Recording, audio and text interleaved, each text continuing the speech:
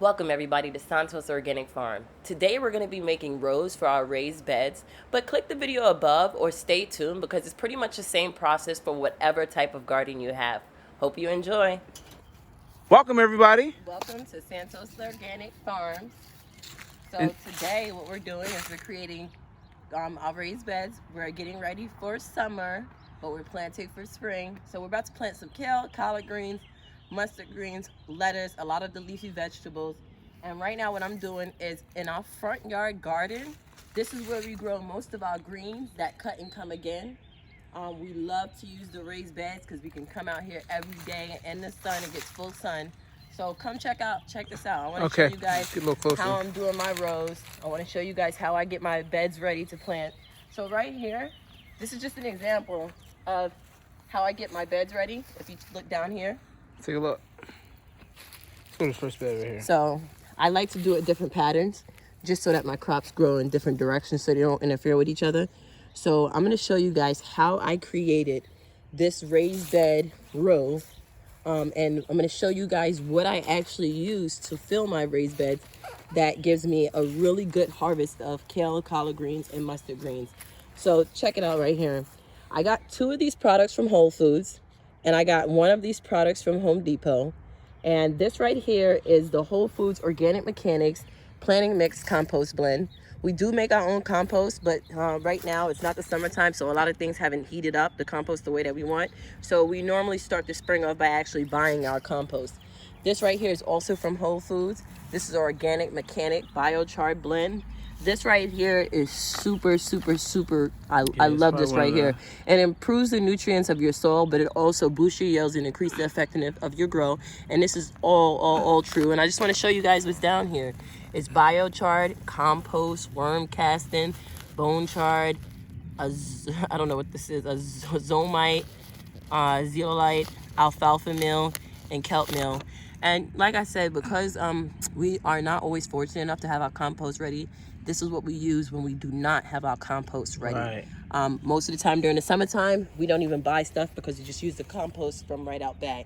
This right here is also the Nature's Care Organic Raised Bed Soil. They have the garden soil and they have the raised bed soil. And this is just a little bit lighter because it's not in the ground, and it just makes it easier for water and nutrients to be absorbed in the raised bed. So right here, I've already poured everything that I need in, and I just want to show you guys how I do my rows. So come take a look. What I'm doing now is I got my hoe, and I'm just mixing everything that I put into this bed. Just mixing it. So I have leaves in here because I like them to break down in my soil. I don't always like taking them to the compost mix, and it doesn't hurt. So right now, you see, I'm gonna come this direction. So I like to switch up directions just to make sure that everything is getting distributed evenly in the raised bed. That's really important. Yeah, it is important. So you want all plants to grow the same, right? So now the direction we're going for this one is we're going this way. So how I create my first bed is I come here to the end. I go against my edging. I pull all the soil off like this. And what I'm doing is I'm creating my first bed. Find where I want my first bed to be. And I start making a line. If you guys can see. You see that line that I'm making right there? Right. I'm pushing it, creating a hill. Just like that. You see that hill that I created? Now I'm going to create my second hill. Same exact concept. Right here. I want my second hill to be right here. I want my hills to be fairly thick. I'm doing 5 rows. Why is thick important? Because basically the whole point of the hills is so that you actually save yourself more soil. Mm-hmm. Because you're going to plant your crops in the hills, which is going to help the roots go further. And then you can feed along the crevices of the hill.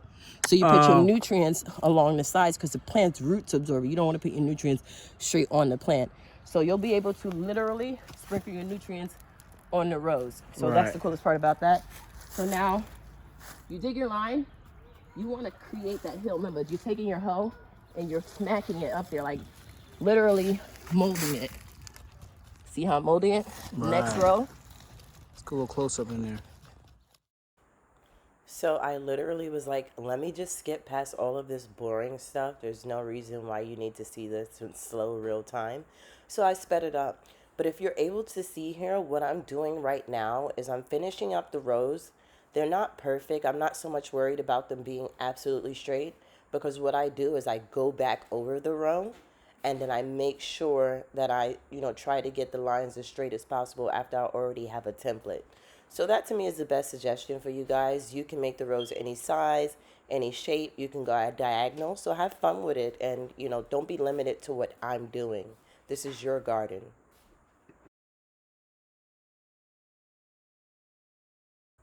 All right, guys, so I'm all done with the raised beds. Please be sure to check out part 2, because I'm going to be pitting the transplants into the ground and showing you how to lay them in each row properly. We appreciate all the support on this channel. Don't forget to subscribe for more weekly updates and ring that bell so you can stay notified when we release a new video. Thank you, and check out the many videos that we have on our channel for you to watch.